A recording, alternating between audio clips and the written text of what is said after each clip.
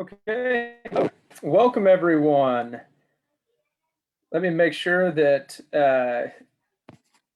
people can see and hear me.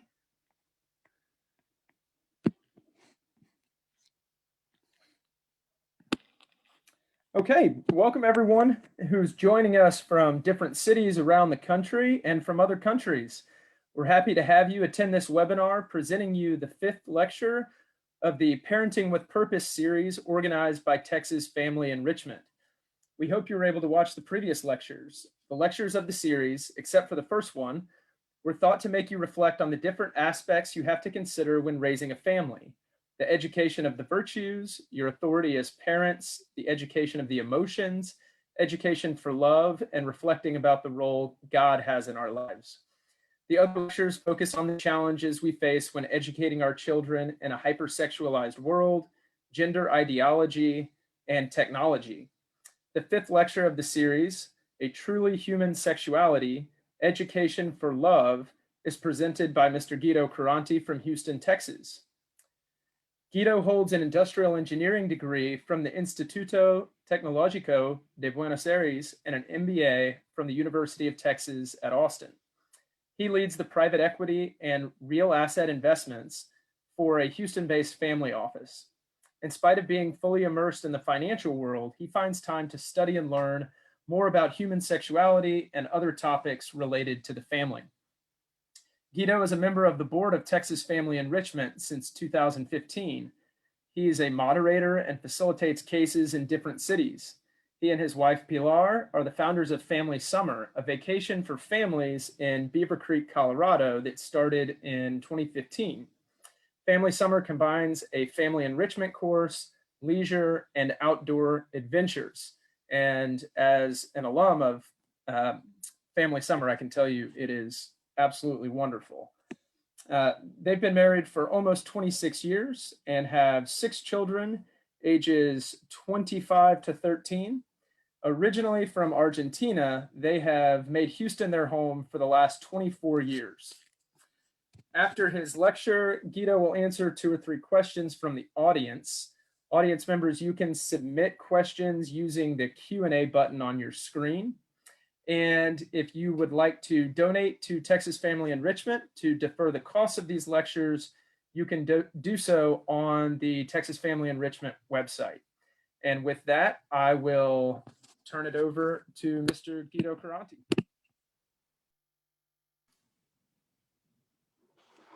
Good evening, everyone.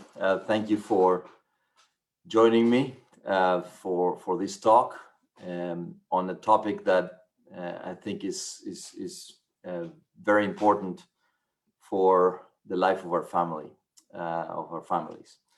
So I'm very excited to see many of you from around the country, as James said.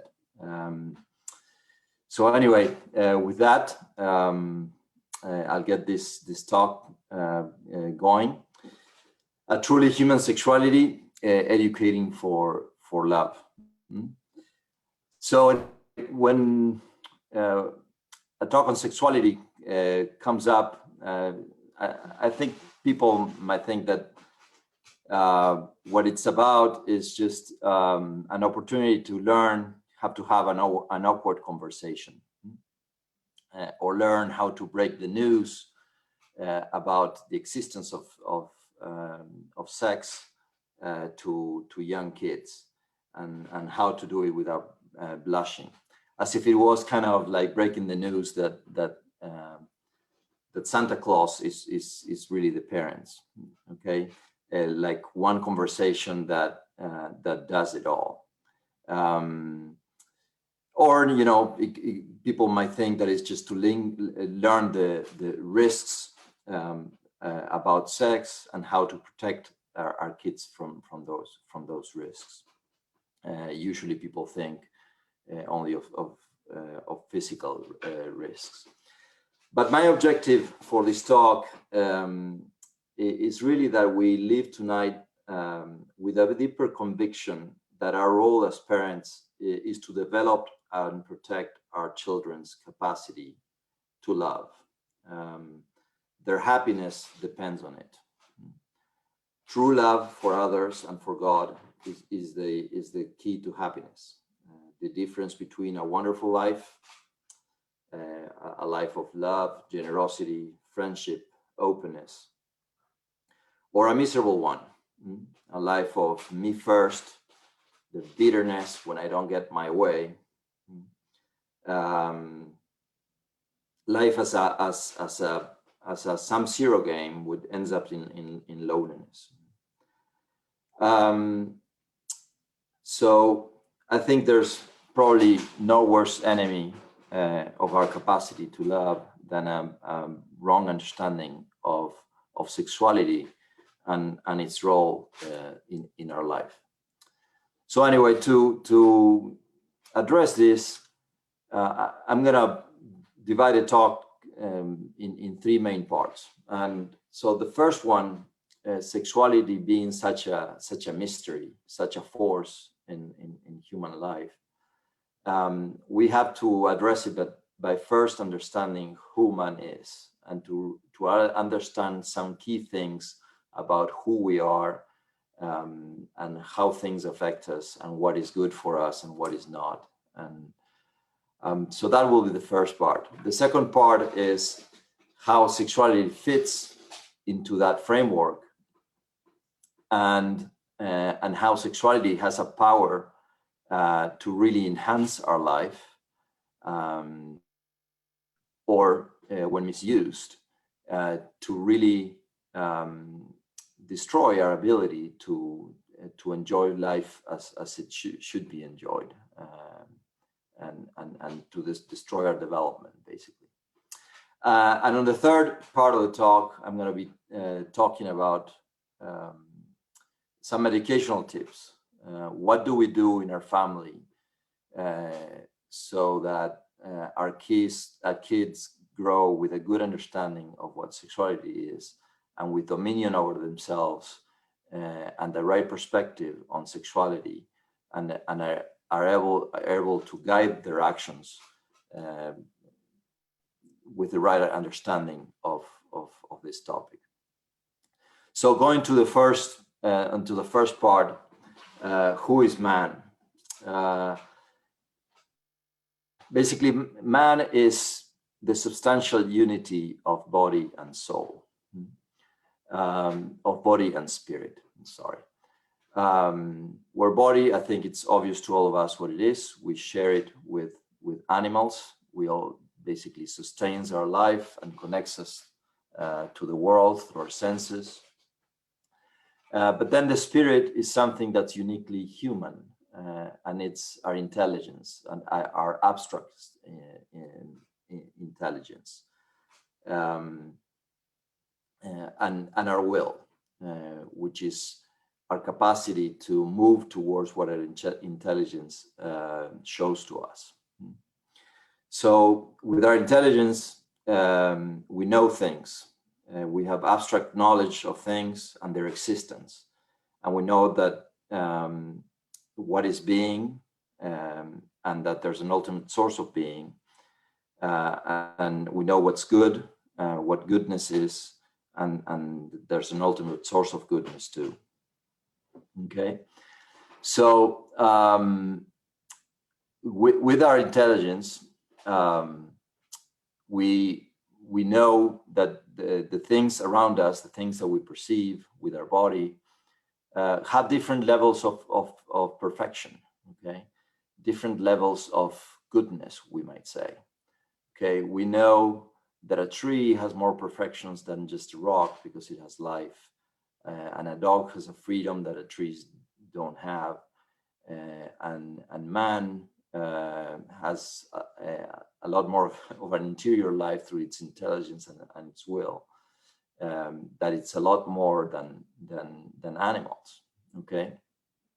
Also, with our intelligence, we know that that there's what is good and what is bad, and also we know a subtle difference of what is good for me, basically the appetites that we have, and what is good in itself, goodness in itself. You know, a classic example of this is my 3 donuts that I so crave right now are good for me. But if there's hungry children around me at that stoplight when I'm, when I have those 3 donuts in my car, I know that it would be good for me to give them away to those hungry kids on the street. So basically, one key difference of the body and the spirit is that the body has direct appetites for what's good for me, while the spirit tends to look for what's good in itself. So what are goods for me? I just said, food, rest, hydration, and even the sexual attraction, okay? But the spirit looks at goods in themselves. For example, sustaining my life is a good in itself.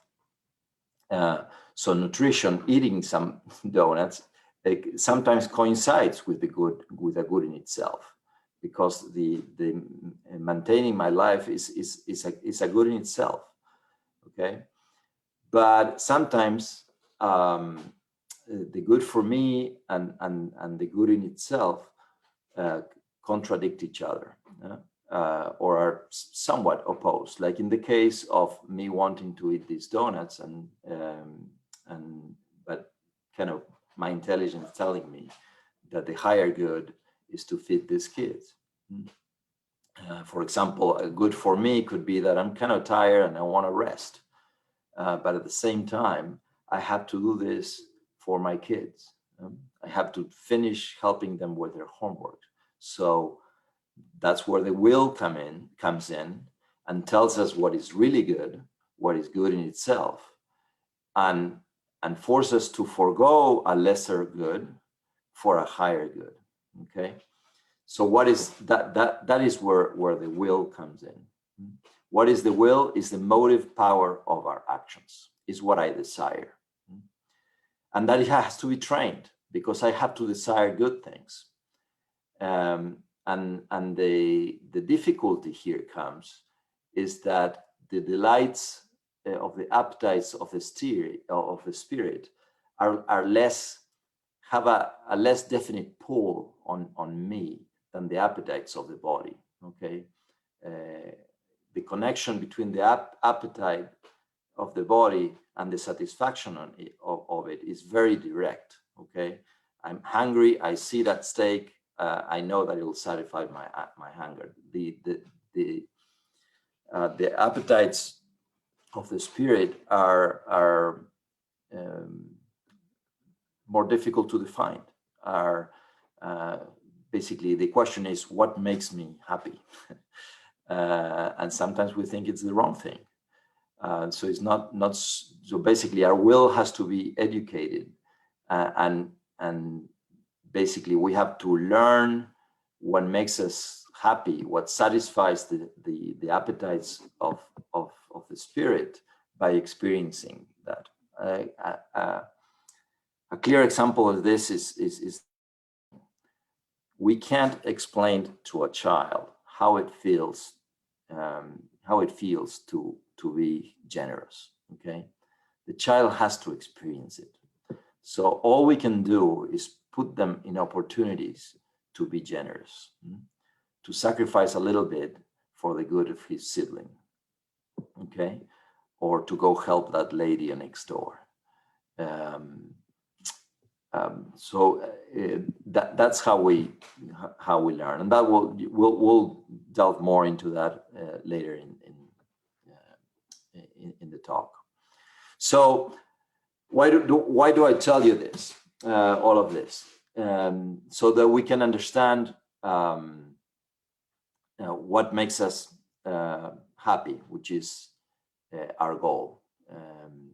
Happy on this earth, and for those who believe in the next life, happy in the next life. That is the goal, our goal as human beings. So there's many definitions, I guess, many attempts, but of definitions of happiness. and all kind of say the same thing. The one I like is the one I'm going to read to you right now. And it says this: happiness is the realization of the best form of life. And this form of life consists in the highest operation of the specific human powers in their supreme objects. The highest operation of the specific human powers. What are the specific human powers? Intelligence and will. Okay. So if our intelligence and will are not involved, that doesn't lead to happiness. Okay. It's the highest operation of those powers on the supreme objects. What do we mean by supreme objects? Higher goods. Okay. What are the higher goods? For those who believe, the highest good is God. And right below God is our persons, people. So where does happiness come from? From knowing and loving, meaning uniting ourselves with other people, with persons. At the end of the day, that's where happiness lies. Okay, in a person, there's a whole lot that our intelligence needs to know about the person, about their physical characteristics, about their temperament, their character, their ideas, their dreams, their fears. People are an immense wealth of goodness to be known, to be discovered, and our application to that knowledge is what lead us to happiness. And then when as we know people, our will takes us to them. Okay, wants to unite them ourselves to them. And at the end of the day, we're saying that knowing and loving people is the way to happiness on this earth. Okay, but there are 3 things that we need to know about these good people, as it relates kind of to the will, to our ability to possess that good, because the will takes us in the direction of possessing that good. Okay, but this good is a person. Okay, or persons in general. Okay, and what's the first thing that's key about people is that people are totally and completely free in what makes them human, in their intelligence and their will. People are free. Okay, slave owners learned pretty early on that if they wanted, if they wanted a rock moved or a field tilled, okay, basically slaves to use their bodies, the whip would do that. Okay, but if they wanted what was truly human about their slaves, about these persons, basically if they wanted their intelligence, their creativity, their application to something, they needed to pay them. I mean, you can't extract what is truly human, their intelligence and their will, out of a person. Basically, the only way to possess this good, which is a person, is that person makes him or herself a gift to me. Okay, and to cause that, I need to make myself a gift to them. So that's why love has to be reciprocal. Okay, because it's only through the gift of self and of both parties that really both parties possess each other. Basically, in this case, the possessor of the good is also possessed by the other party because they are equal in dignity. So it's a very peculiar way of possessing and contemplating a good, this supreme good, which is a human being. The other truth about about this, about people that makes this possession different, is that we are not just in the present. Basically, a dog is a dog is a dog. We beings, we are the creature that has to become who we're called to be. Basically, we are projective and dynamic beings. If I ask you who you are is your history, where you're from, who your parents are, what your dreams are, who your wife is, what do you expect of the future. Your whole life till the end of it is who you are. Our time is part of us because we are working on becoming the better version of ourselves, the best version of ourselves that we can be. So, and with that also comes a third factor. So anyway, what that says is that if the total gift of a person of self to a person to another has to include that, and that can happen fully only in matrimony. Okay, and that's why the marriage promise is forever. That's why the gift of self, if it is to be total, okay. In friendship, there could be a gift of self that is not total, okay. But if our vocation is to marriage and we're to be happy in it, the donation has to be complete. And in this case, the donation has to include all of us, and that includes our time, our life in time. Hopefully that concept is coming across. The other truth about this is that at the same time, love is perfective. Okay, the gaze of the lover on the loved one is perfective. What does that mean? It means that the lover sees in the loved one the perfections that he or she can achieve. Okay, how they can grow, and this is very easy to see in the relationship with our kids. So basically, parents seeing their kids what they can become, and they commit themselves to help them get there. But that has to be also true of the marital relationship. Okay, so that again speaks to the self gift, the dedication, to the mutual dedication to help us become better and become what we're called to be. So, as I was saying, this complete union of persons requires exclusivity because we're tying our whole life to one person. Okay, and only in this context, is the sexual union is it's appropriate.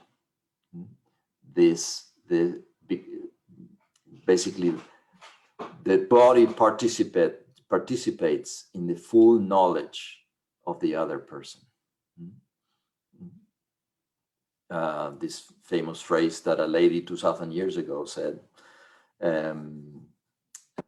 I know no man. Yes, because it's part of knowing the other and knowing it like no one else does. In that bodily knowledge also, that's only appropriate within the complete union. Why? Because we know by experience, that sex is not a toy. It has a strong unitive power that affects the whole person deeply and stays embedded in our memory. In other words, sex leaves spiritual traces that are only appropriate in the forever levels of spouses.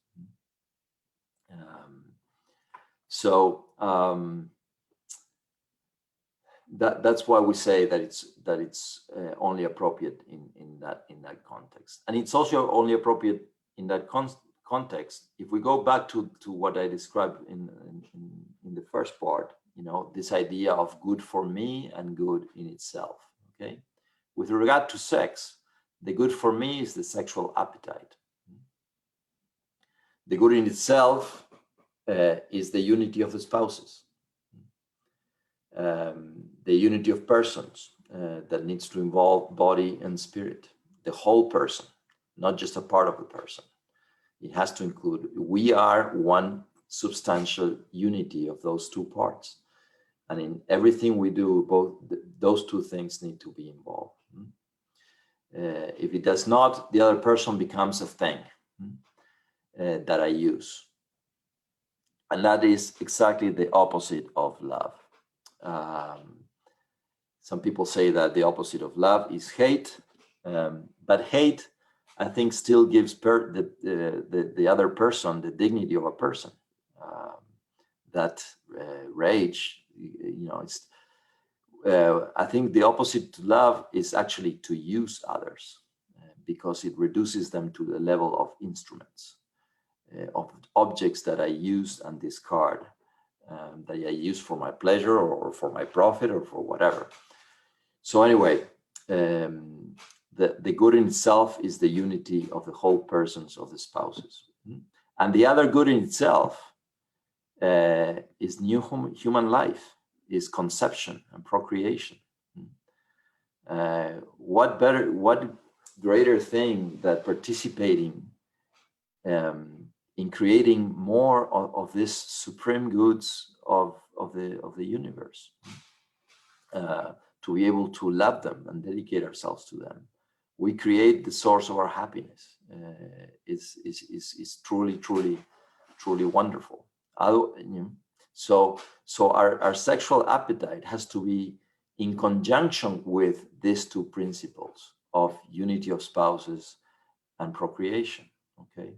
Otherwise, if we use sex as a toy, we lose the ability to experience it as a human being, and we live the life of beasts. Okay, if I turn the other into an object of my pleasure, what does that make me? I'm another object. And by demeaning others, I demean myself, and that's the road to misery, really. And I will miss in the joys of enjoying things in a human way. And the joy of exclusivity, of that intimate full union, of receiving the gift of all of him or her. Okay, and when I say all of him or her, what I'm also including in that all is their fertility, which is a huge part of who we are. Is that ability to transmit love. If I reject that, well, that's not a full gift. Okay, and it becomes a taking again. So anyway, I hope that these concepts have given you, some good ideas as to why this is so important for happiness. And so now we go into the section of the talk where I want to give some advice as to how do we foster this in our families. How do we help them live in a way that they, when they mature, they live sexuality integrated with the whole human person. So the first thing to do, the first two things I'm going to talk about are more related to the family culture that leads to having an outlook in life that leads to the things that we were talking about. For our kids not to become little beasts, but truly human beings that know the goods that they need to pursue, and the goods in themselves that they need to pursue. So the first thing that I would say is that we need to teach them the dignity and value of the human person, of every single human person. We need to live lives that give people dignity, and we need to transmit that to our kids. Okay, We live in a society that bombards us all the time that human dignity comes through fame and success and what I call people with bells and whistles, okay? The beautiful people. And every person has a dignity so far above all of that, so far above any accomplishments. The dignity of every person dwarfs any accomplishment,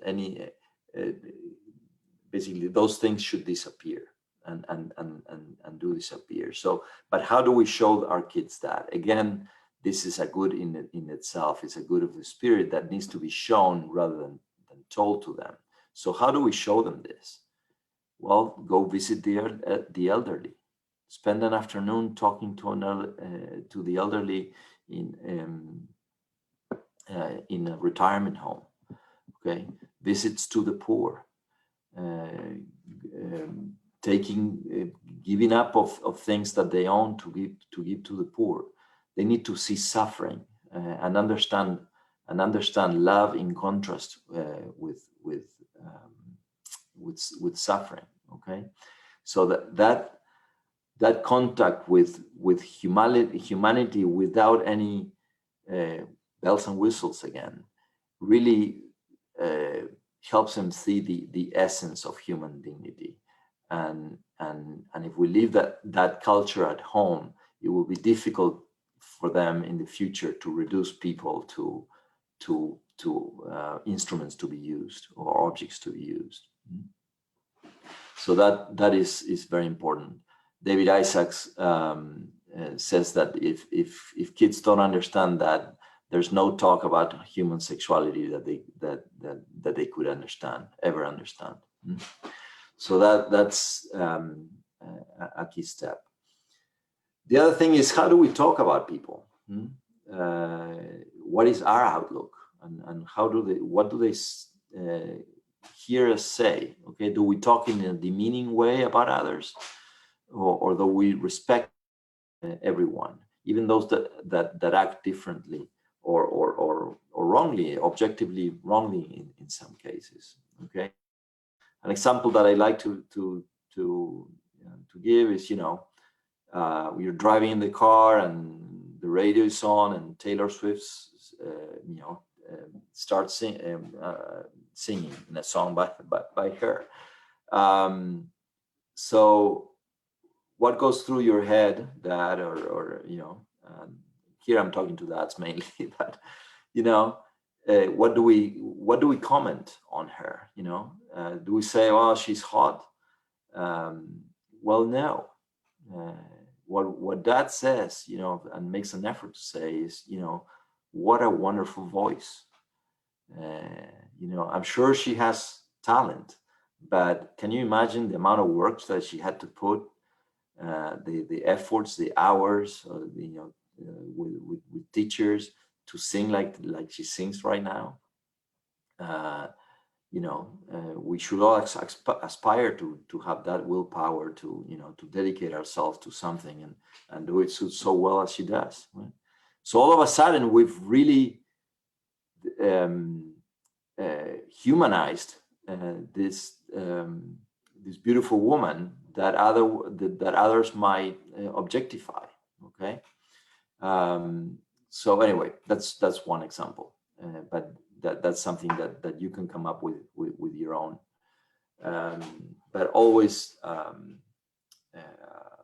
give people their dignity and also forgive their mistakes. Okay, because for example, these people that are famous might make public mistakes, but we have to say, well, they're subject to pressure, and anyway, help our kids to be charitable towards people. Okay, and then that was kind of the first point about around human dignity. The second thing about the culture of family is we need to create a culture of sobriety at home. Okay, a child that cannot say no to a Coca-Cola when he can, quench his thirst with water. Okay, it's good to have a Coca-Cola every now and then. but we also have to learn to say no to these things. Is drinking a Coca-Cola bad? No, but it's great training to say no to it, to see how we can go without. Okay, and how is it good? Is it, and I'm saying it's not bad to drink a Coca-Cola, but drinking 4 a day, yeah, it might actually be bad for you. So anyway, there's limits for everything, but just so it could be a good in itself because I'm guarding my health. But even if my health is not at risk, just the practice of saying no and being able to have that self-dominion, okay, that I'm able to say no to things that my body is asking, but I don't need. So if a child at 6 cannot do that and 12 cannot do something else, we cannot stop, watching a video, playing a video game. It's very difficult that he will stop him or herself from engaging in sexual activity when they shouldn't. Okay, so anyway, I'm not going to give a talk on that now, but just fostering a culture of sobriety at home. And this brings us to a virtue that relates more directly to sexuality. And this is the virtue of modesty. And I have a definition here of modesty, which I think is very good, which is modesty is the virtue that ensures the development and preservation of our intimacy and our intimate self. Okay. What is intimacy? Is the life within and the life that I want to keep private.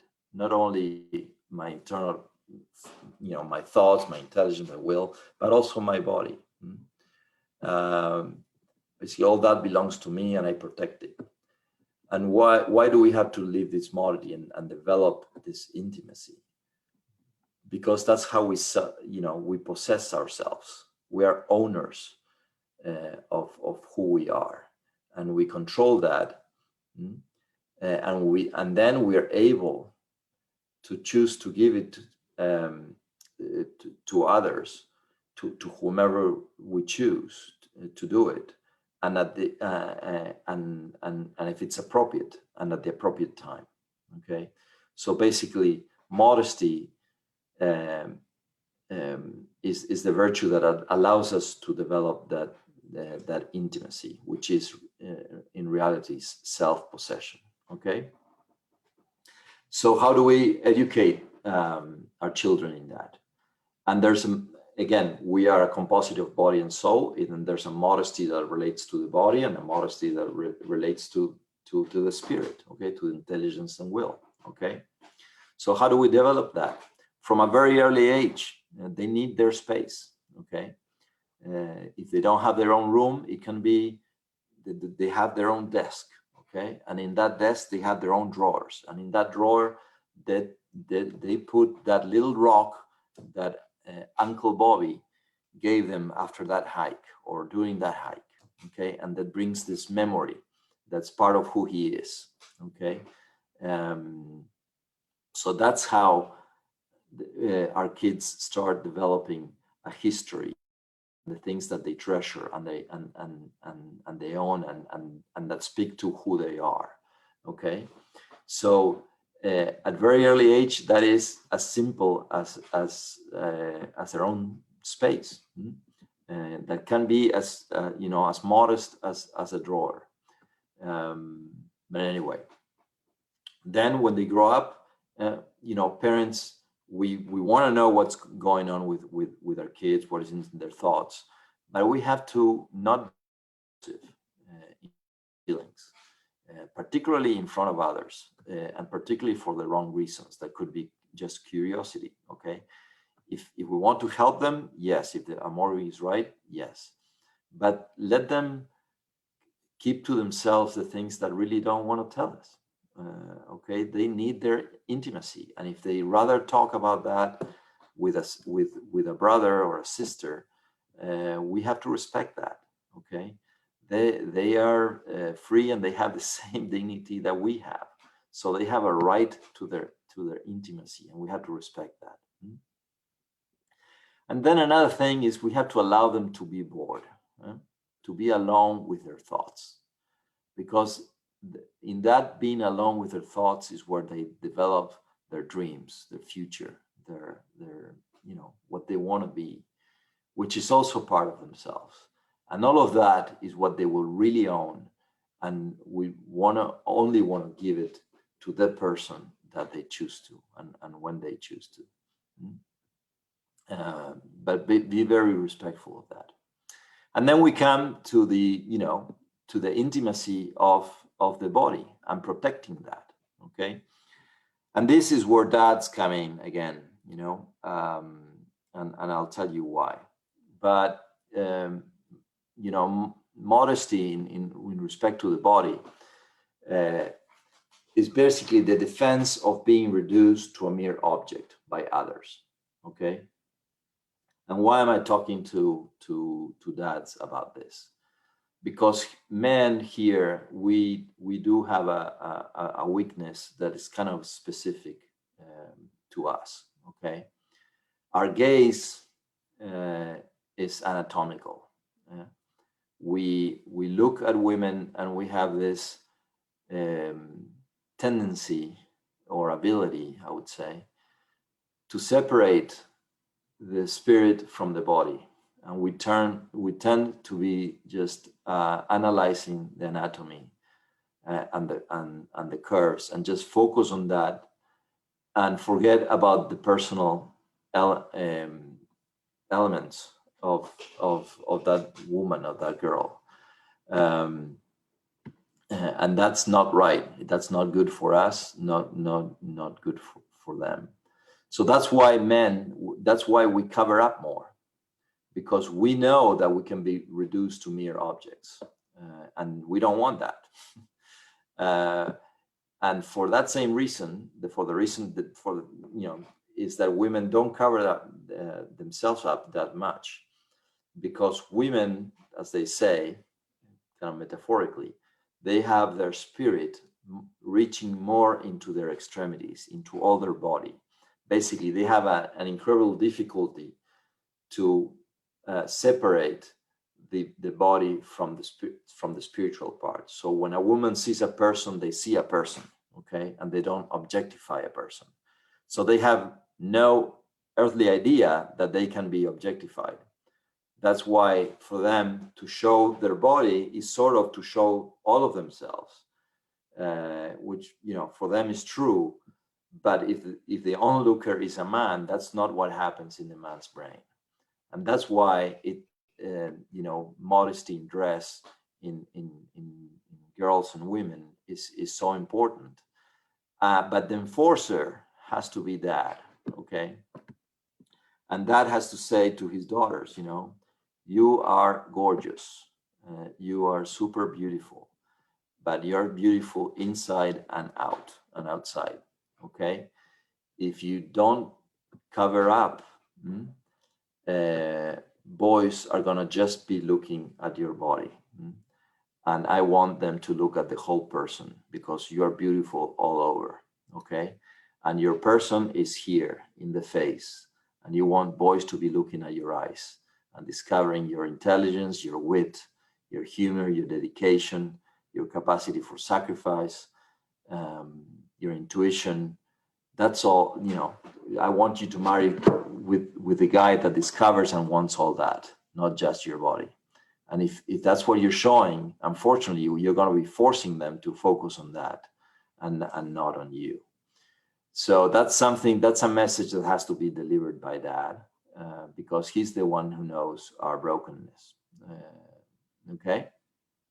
And that also has to teach the boys to integrate affectivity with sexuality. Okay. That sexuality cannot be lived by itself. And if these are boys that have learned through the culture that I was talking about before, about the dignity of every person, well, this is a boy that's gonna be able to see a person in every girl and try to know her spiritually. So anyway, modesty, very, very, very, very important. And anyway, I have someone that always reminds me, tell dads to tell their daughters that they're beautiful, okay, and that they're lovable, because one of in the plan of God, I would say, women have the role in humanity to bring love about. Okay, so women not only know how to give love, they crave love. Okay, so love abounds because of them. So dad needs to let them know that they're lovable. So they don't go out looking for someone to tell them that. And the shortcut to get someone to tell them that is dressing and modesty. Okay. And lastly, I have just a few minutes, but finally, I'm going to tell you about the talk and how to talk to our kids about sexuality. And I say the talk, but it's really not the talk. It's a conversation that goes on all their childhood, okay, and then into adulthood too. But anyway, I guess the first thing to say about how to talk to our kids is that when we talk about sex to our kids, it has always have to be linked to love, basically union, and to procreation. So we talked about the good for me together with the goods in themselves that sex brings about, okay, and how they have to be together or not at all, okay. So that's the first criteria. Always talk about it in the context of mom and dad, and dad love themselves too much and know themselves intimately in all aspects of life, including from on a bodily standpoint. Okay. Second, it has to be natural. We don't have to blush about this because it's a wonderful reality. Okay. And we have to use the right terminology. Okay, our body parts are our body parts, and they have their names, and that's how we have to talk to our kids. Okay, and our conversation with them, lastly, has to be individualized. Okay, this is a one-on-one, not a collective conversation, and it has to be age appropriate. Okay. At 5-year-olds, we can talk to Tommy about the baby in mommy's tummy, okay? And he'll have some questions, and we limit ourselves to answering strictly what he wants to know, okay? And simple answers are best, and let them develop that knowledge gradually, okay? And if it starts by procreation, it will always lead us to the right place. Okay, by procreation and love. We're already talking about procreation and about love. Okay, at 8 years old, David Isaacs tells us we can talk to our kids about the intervention of dad in mommy becoming pregnant. Okay, so dad and mom unite their bodies very intimately, and dad passes a seed that comes out of the penis to mommy's tummy. And anyway, and that continues. At 10 years old, we can talk about deviations in sex, okay, about promiscuity, about masturbation. We need to talk to them about that and how bad that is for them. Talk early, and they will understand. So anyway, always age appropriate, and we need to form ourselves, okay? And this talk is part of that, is to try to learn more, and hopefully I've planted some seeds where you want to know more, and the resources out there. Now with the internet, it's easy to find good literature, to form ourselves, to have answers for our kids. And I think our kids this day and age, that they need more answers because they live in a culture that's bombarding them constantly with the wrong information, with things that are anthropologically wrong. Okay, and they they say that the hookup culture is okay. It's not okay. It's bad for a human being to engage in that, in casual sex, just because. Okay, yeah, you can do it. You'll end up living life like a beast. So anyway, we need to learn those things to be able to answer our kids definitively, not because they're bad, but because they're receiving all kinds of bad information. And anyway, we just have a few minutes left, but I want to just leave you with a word. This might sound, this talk might be a little bit daunting, but we always have to approach these things with a lot of optimism. Human life is wonderful. The world is wonderful. We have to love and embrace this life with all our power. And even if we have made mistakes in our youth or in the bringing up our kids up to now, the optimistic note is that we have an incredible power to correct past wrongs and to make things right and to get back to the capacity of loving fully, which in the end will be the key to our happiness in this life, those who believe our happiness in the next. So thank you so much, and I'll open it now for any questions that you may have.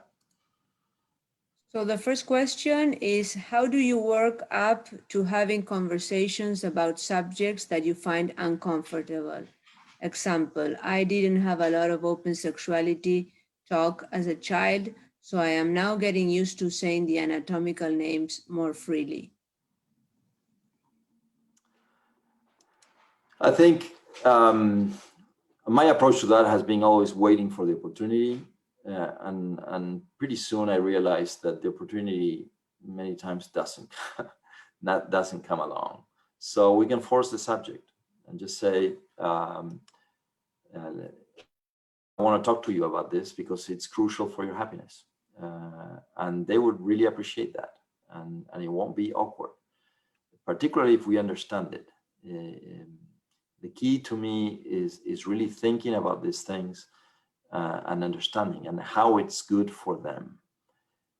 If we're trying to enforce something that we don't fully understand, but just do as I say, because that's a disservice to our kids. We have to form ourselves and be prepared because they have our same dignity and they deserve good answers.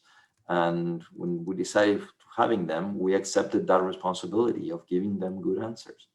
So we have to form ourselves and be prepared, and then just barge into it. That would be my advice. That's I sometimes I waited too long waiting for the right opportunity that doesn't come, and that's a mistake.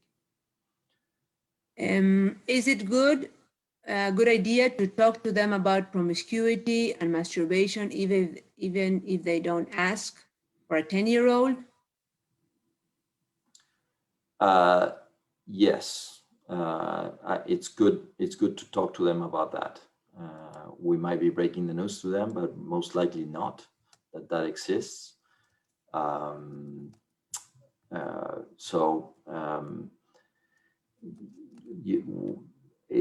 It's very bad to be late to these discussions, and if we do it in the context that I want the good for you, and this evil is bad for you, I want to warn you not to do it. Like we do with if our kid hasn't tried crossing the freeway walking, we still would tell them, don't try to do that. We have to be preemptive on this.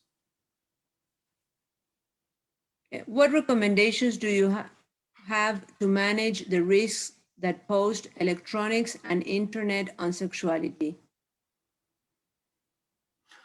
Oh, that's a whole different talk, but yes, it's a huge risk.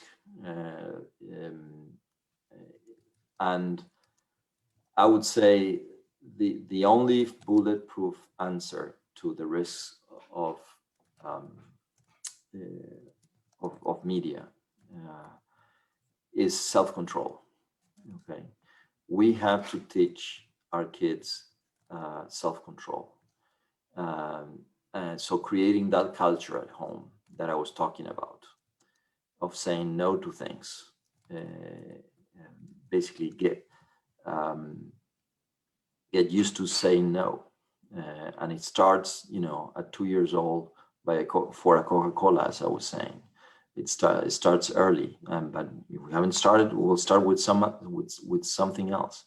Just getting used to saying no, and then with the preemptive conversations, just saying, pornography is very, very bad for you.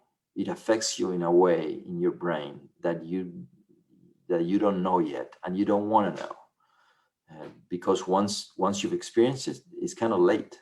So whenever someone shows you an image, a pornographic image, you turn away immediately. Okay, I have a friend that says if a friend shows you something on his phone, something pornographic on his phone, you take that phone, you throw it on the floor, and you stamp on it, and break it into a million pieces. Because breaking a million phones is nothing compared to what's those sexual images break inside of you. How they hook you to things that are bad for you, that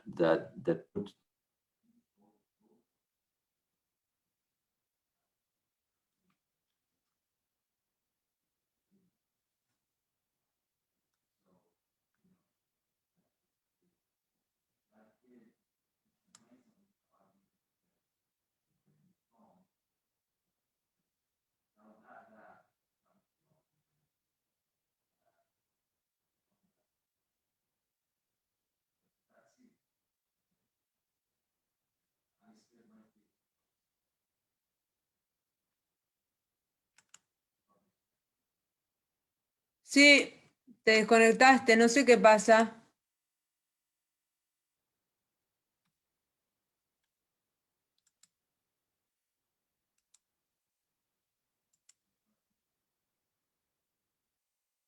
A ver, ponete de vuelta.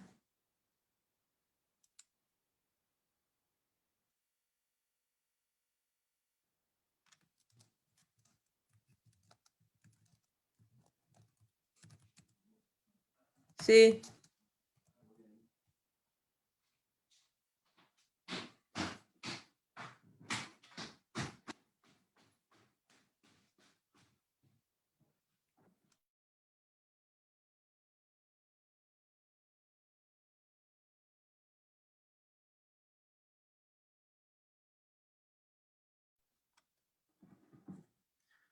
Sorry about that change of venue. I came to my wife's computer. Mine, I don't know what happened. It died. Can you hear me?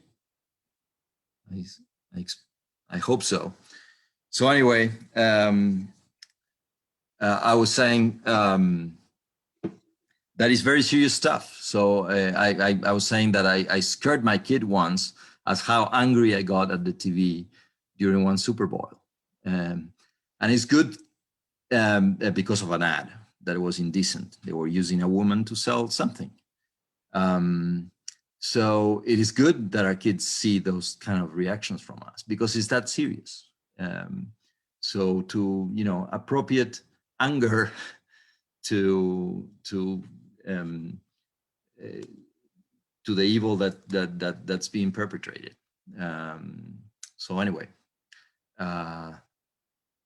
what else? What other question? Is there a book that you recommend to support my teenage kids and their sexuality? Good pictures, bad pictures. Yeah, I mean, there's one called book Good Pictures, Bad Pictures, and that's relates to the topic of pornography. That's kind of for younger kids, just to tell them about the evils of pornography, and that they learn that these things are harmful. I would have to. I mean,